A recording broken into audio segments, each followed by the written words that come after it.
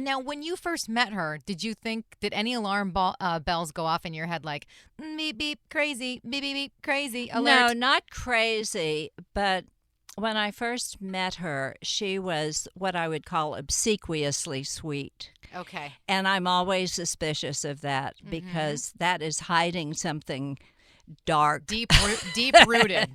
Deep rooted. Yes. And, when they're syrupy sweet, that's when you kind of have to, Be on the guard. Oh, that's interesting. That must be hard in the South because isn't everybody sort of overly... They're sweet, but they're not obsequious. Ah.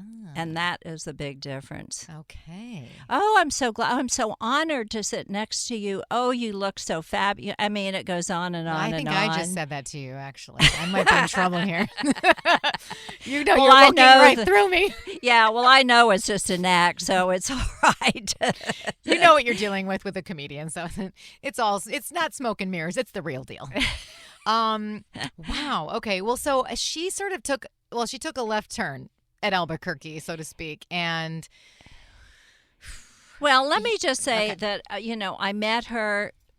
She was obsequiously sweet, which was a red flag, but I didn't think too much about it. Okay. I just thought it would be like that, ongoing. Right. And then Whitney and I had dinner with Thomas and Ashley.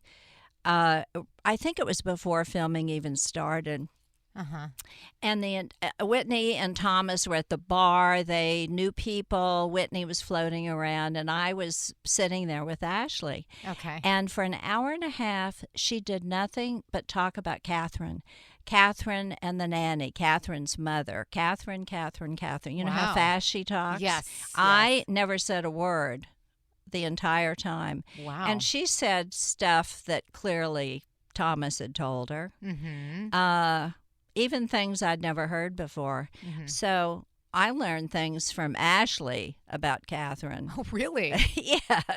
Or ostensibly right. about Kathryn. Or rumors about Kathryn that weren't necessarily true. But that's all she talked about. She clearly was obsessed. Oh, wow.